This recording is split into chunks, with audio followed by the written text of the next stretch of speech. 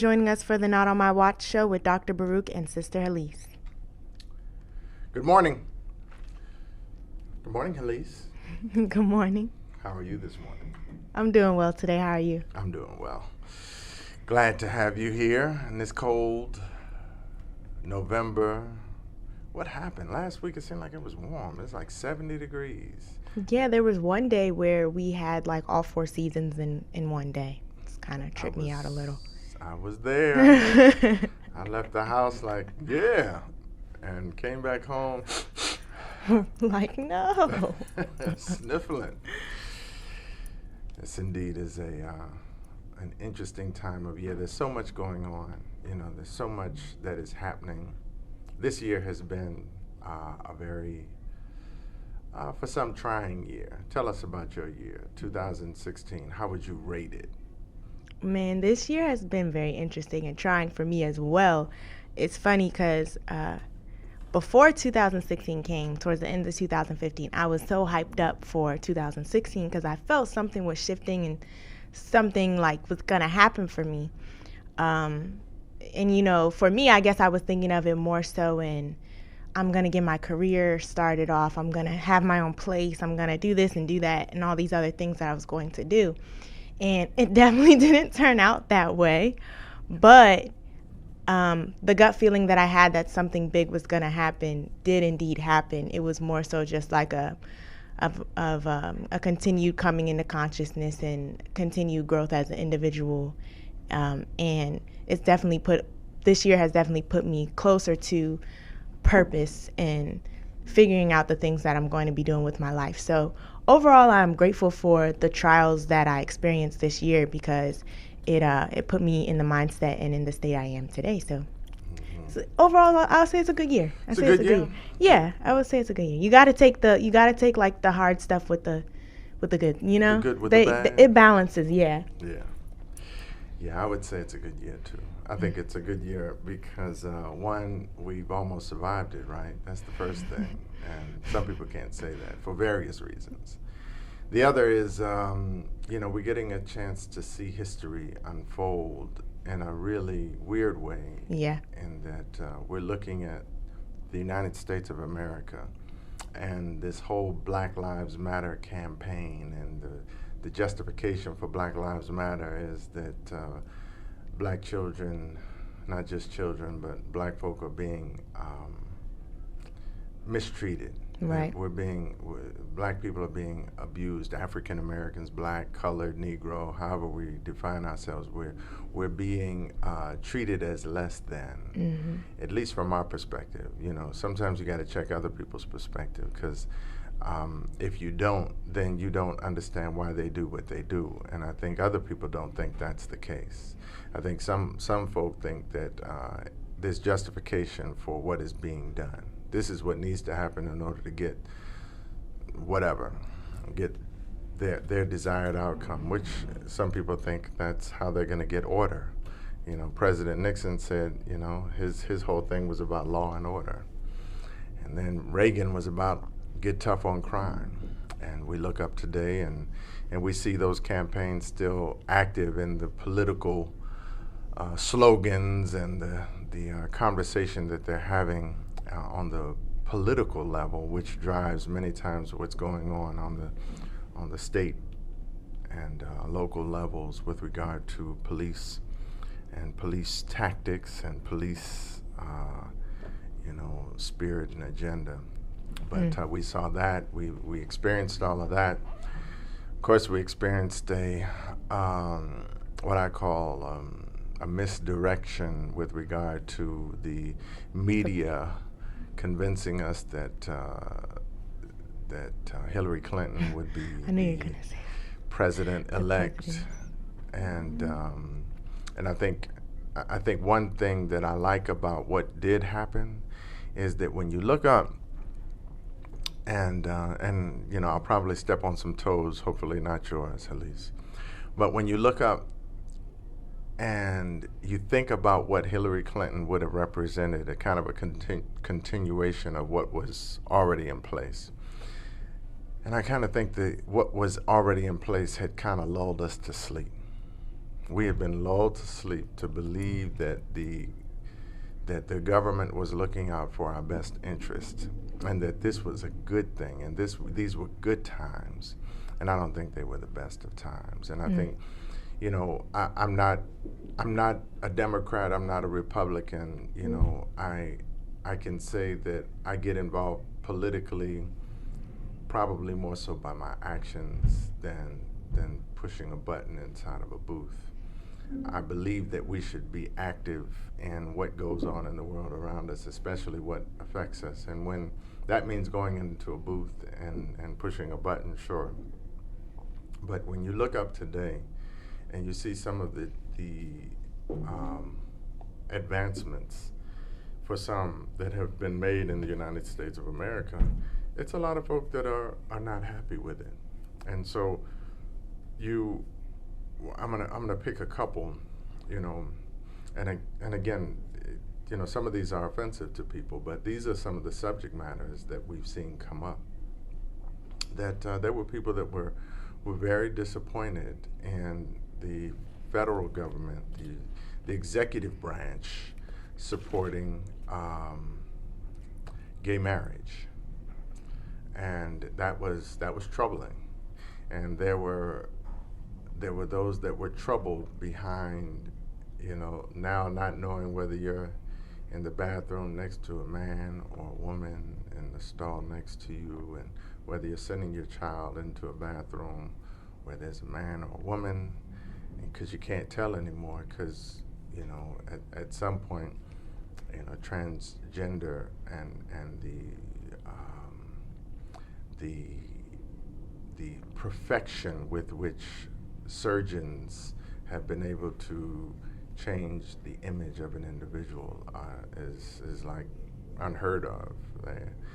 You see people who are being posted on the internet, and they're saying, "Would you believe that these five women are actually men?"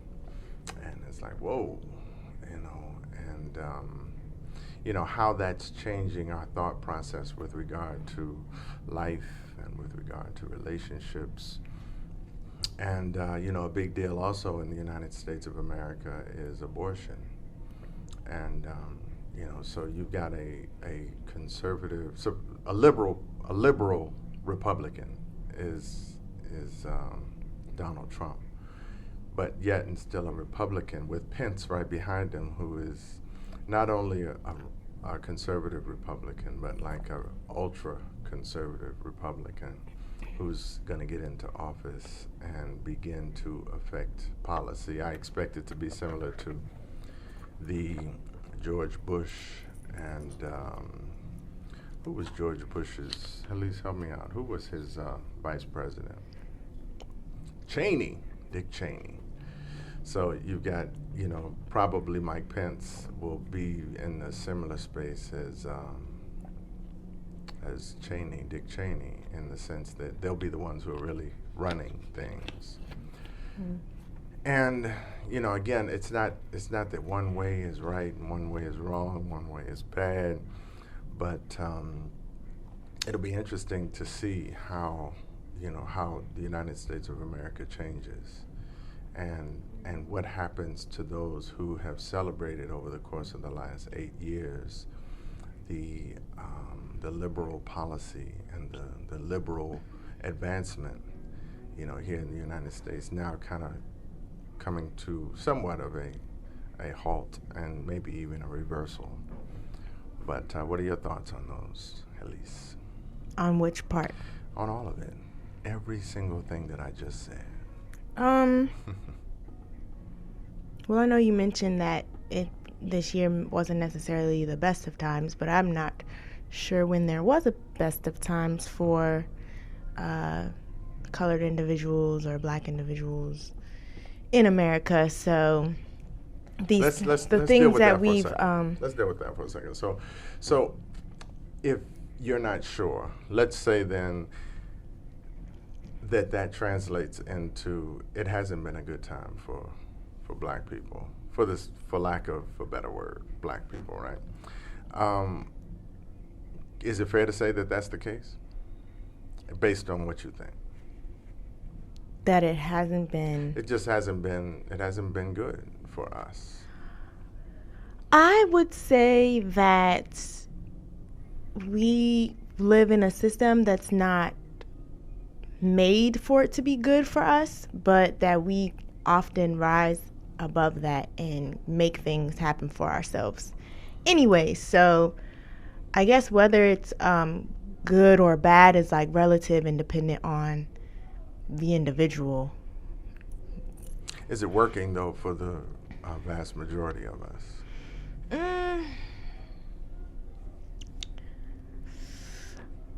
It's working for somebody. It's working for somebody. Working for somebody. You know, as we look at our life expectancy, our quality of life, our employment, our social status, our wealth, what's going on with the wealth in our community, we watched all of that deteriorate. If you look at what's going on with regard to, a real hot button now, and hopefully something that, we figure out how to start integrating. I think we should get somebody who can regularly speak on this, but what's going on in the world of Black human relationship interaction, family building, society, community building. When we start looking at that, we don't get the brightest of picture. We're not as hopeful. At least I'm not.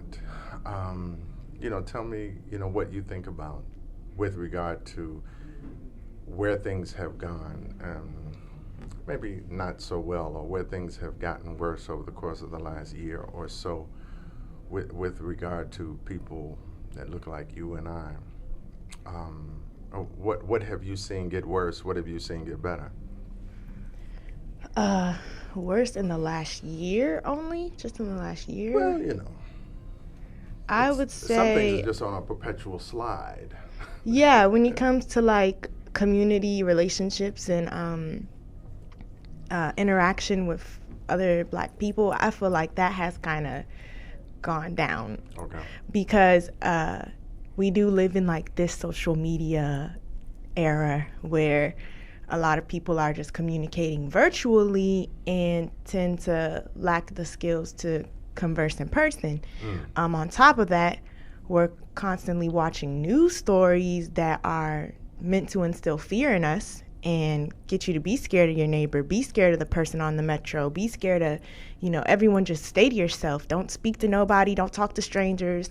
And it's just kind of putting a block between us because now, people just want to keep to themselves. People just want to stay on their phones, check their social media, and there isn't that effort to. And I'm not going to say there isn't that effort because, I can't say one definite thing about everyone, but I would say that community bonding effort is lacking. So in that respect, I would also say. This isn't really something that has gotten worse because it's always been like a prevalent thing, but just image. Image is such a big thing, especially now since we have all these different social media sites. You can portray yourself, you can build this facade and look a certain way when in reality, like, that's not the case, or you might just be stunting for the gram or or whatever the case may be. So that's definitely something that holds us back because it takes away from recognizing our true value. We're too worried about how we look, the image behind everything. So that's something else. In terms of what has gotten better, I do feel like there is some sort of awakening or like consciousness wave going on right now where people are starting to recognize that this world that we live in is not, this realm is not the only thing that's there. That the images that we are constantly given, the stories we are constantly told, and no offense to our parents, they did a great job of raising us, but even the things we learned from our parents who learned those things from their grandparents, like we're finally getting to that point where we're questioning and we're learning to think for ourselves, and that is awesome. That is definitely progression. Like, and just like I said, like taking the time to be like, this doesn't seem right, or well, what's the truth about this, or like, why? Always asking why. Though that's definitely a positive. Okay. Yeah. I think we have to be careful of what is being presented to us. It's kind of like if a liar is telling us what the truth is, then chances are we don't know the truth. Right. And if in this case we're looking at the media as a source of truth, right, then chances are we don't know the truth. We don't know what the real deal is. And I don't care how, you can look at every single calamity that has taken place in America over the course of the last 10 years, and you can see where somebody says, no, it's a false flag. That really didn't happen. And these are actors. And they'll show you the picture of somebody who's there laying on the ground with blood all over them. And then they'll show you a picture of her in some Hollywood movie and say, yeah, she was an actor. That wasn't real. And I don't know to what extent those even have truth to them, because they're coming across the same medium. And that they're some media source, whether it's social media or whether it's mass media, they're coming across the media. And if the person who is orchestrating it, again, is a liar and does lie and is known for lying and perpetually lies, then chances are we really don't know the truth. Yeah. And it's I don't know, it's interesting, to be living in this world, to be living in this society that's built on lies and money. Like, that's what keeps this engine running, like lies and money. So we're just out here, Doc, trying to make it do what it do. Well, I think that's again where Elif Media comes in. That we want to build that infrastructure of truth and that infrastructure of integrity where people can come and get, heartfelt, sincere, real world stories about what's going on around us and what we have to do.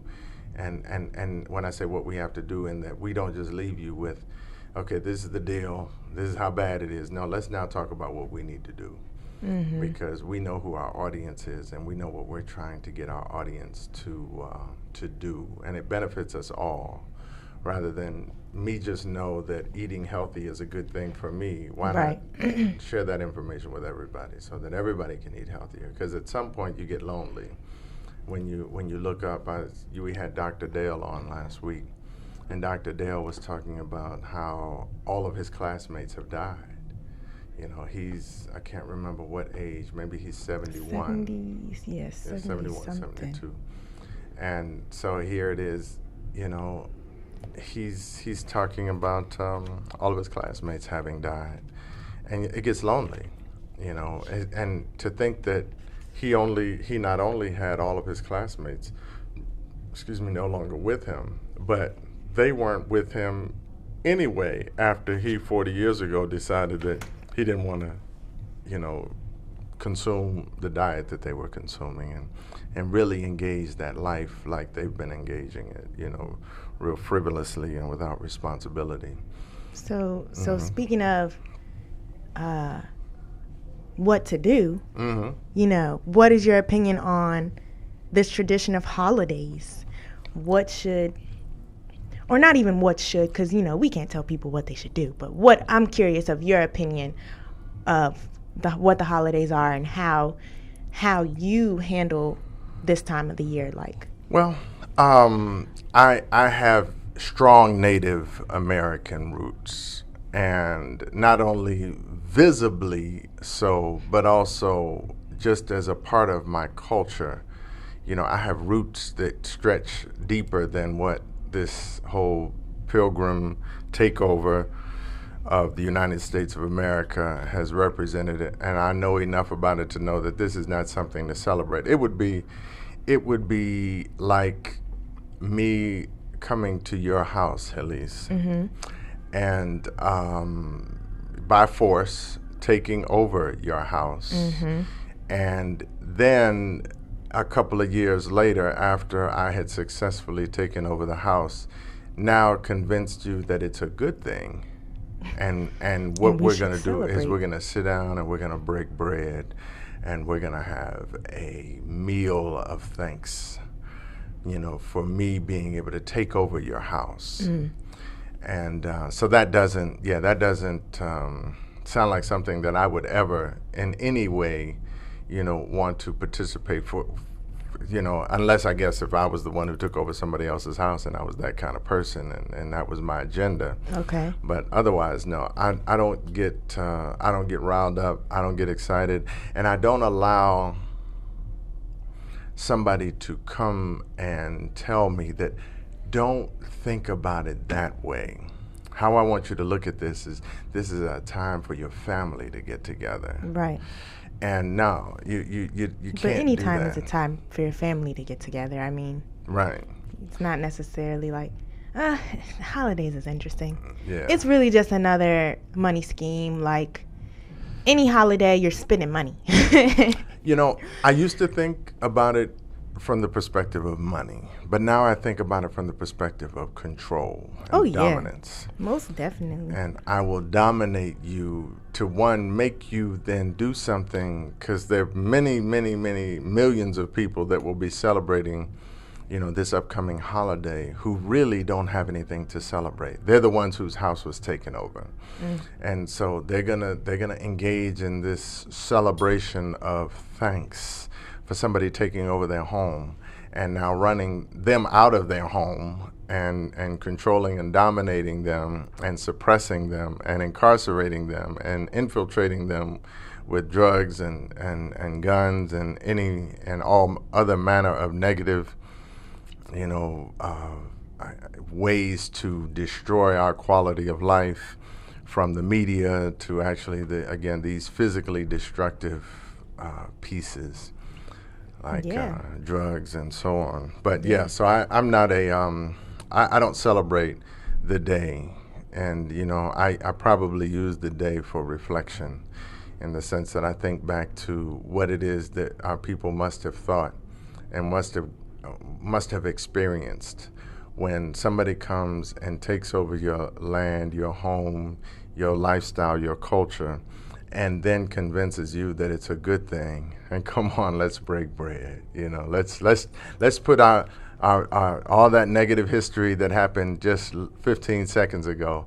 We're going to put all of that behind us, and we're going to celebrate the good of us being here alive and able to sit down and eat.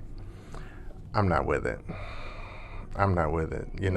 You rape my mother, my wife, and my daughter, and today we're going to break bread in celebration of you now becoming a part of our world. You're going to give me smallpox and blankets so that you can decimate my culture and decimate my population here.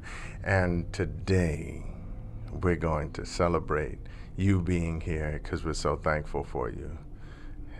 Yeah. Well, how about you, Heleese? What are your thoughts on it? Yeah, no, I could definitely relate to what you have said. Like I said, I do think that the whole holiday thing is kind of like a sham. Like it is a method of control, because automatically they know you're going to go out and get your turkeys and get your whatever for Christmas. You're gonna go out and get a million gifts, and for Valentine's Day you're gonna go out to eat, and you're gonna buy more, a million gifts, and for St. Patrick's Day you're gonna get drunk. like it's all a part of this system, honestly. And I definitely question these holidays, and I don't necessarily believe in these holidays, but I won't say that I technically don't celebrate them, because I was raised in a family that does celebrate the holidays.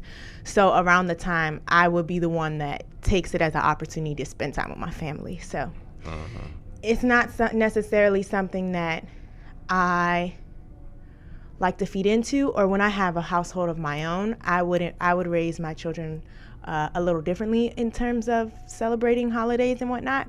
But in my current state of living, I'm going out of town with my family on Friday because we're gonna go, like, I guess, celebrate the holiday. So it's one of those kind of like I'm not really with it, but I want to be around my family, so I'm just go with them because I want to see them and I haven't seen them, so I'm just do it. But yeah, I definitely have like my ill feelings towards the whole entire concept of holiday season. Sure. Well, you move on, and of course the next holiday is when the big fat guy comes down the chimney. I cut that short, some of y'all know. The big fat guy comes down the chimney and gives us gifts. And I think where this bothered me earlier in life is when we were singing the song that this guy can see you when you're sleeping, and he knows creepy. When you're awake. He knows when you've been bad or good. And I'm like, well, the only entity that I ever knew of that knew all of that was God. So, that bothered me, that here it is, we were singing and celebrating, and we had now transposed this image of this guy that's sliding down our chimney. We've now transposed or imposed that image on top of the capacity of the greatest force in the universe. So, I thought that was trickery. And my parents never had me believing in Santa Claus. I'll say that much. Good. They was like, we bought these gifts. Right. And I think that's good, and I think there's also the other part of it, if you got the tree and you got the gifts, and you're listening to the music, and you got the smell of cinnamon and pine and whatever else, other spices going on throughout the house, the eggnog, and you got all of that going on, then you can call it something else. You can say you don't, but you do. And then we have to look at rituals and the purpose behind the rituals and where these rituals even were sourced. Yeah. And when you understand that we're perpetuating an energy that is contrary to maybe what we're trying to perpetuate going forward. Right. It's something for us to give consideration to. Right. I used to call them, and I guess I would still, if I would refer to all of them. You mentioned Valentine's Day and Easter. There's the whole idea that a bunny rabbit can produce chocolate eggs, and although as you get older you realize, well, that isn't really what they're trying to say. Well, that's what was being conveyed. This chocolate bunny rabbit was producing these chocolate or colored or whatever eggs. And you get all kind of confused, and they figure out how it all makes sense. And this is where you might deal with some commerce also in that space. Is there's probably like the dairy industry was probably like, look, we need to come up with something else because we got an influx. We got this huge inventory, and we need to get rid of it. Hey, why don't we integrate that into this day, and we'll say that the eggs have something to do with the blood and the renewal and the resurrection, that you eat it and then now it's resurrected in you, maybe. How do you feel about Father's Day? Again, I think it's a way of controlling situations and showing your dominance and showing that you can force people to do what you want them to do when you want them to do it, and therefore justify them not doing it all the other days that they should be doing it, because that should be every day. Mother's Day, Father's Day. But don't you miss that day. Right. You're in trouble. Well, for me, I came from a family that didn't celebrate a lot of things. Okay. So it wasn't a big deal, I laugh at times because my father, who is no longer with us, but he would say, he would commonly say, especially as I got older, he would say, in October, he would say, it's October. Wasn't your birthday last month? And I'd say, yeah. Oh, yeah, okay, happy birthday, And it just wasn't a big deal, which is not common, but it did for me something that was good, I think, in that it reduced the significance of things that were only being made significant by somebody else who benefited from it. that significance. I do like celebrating birthdays, though. Mm-hmm. I feel like even though, you're not the center of the world and there is a lot of things that go on outside of us, because us as human beings, we're so egotistical. We think that, like, the stuff that's happening in our life specifically is so major. Like, even though it's not, birthdays are still important. Like, you made it another year. It's a celebration of life. I think birthdays should be celebrated. Mm-hmm. Like, you deserve that day. Yeah. Well, now it's become, it went from day to weeks. To month. And now it's my birthday month. Watch it turn to a year. Yeah, this month. It's my birthday year. Right, okay. right. It's everybody's birthday year. Yeah, so that, I was going to use the expression folly day. Now, birthdays, I don't think fit into this category, but these other days that we're getting now, because now you're getting every day. I mean, every month is a new day. You got different holidays. Yeah, you got. Oh all yeah, I kinds can't of even new keep up. I just be like, oh, no work, or oh, no this. Oh, okay, what's going on?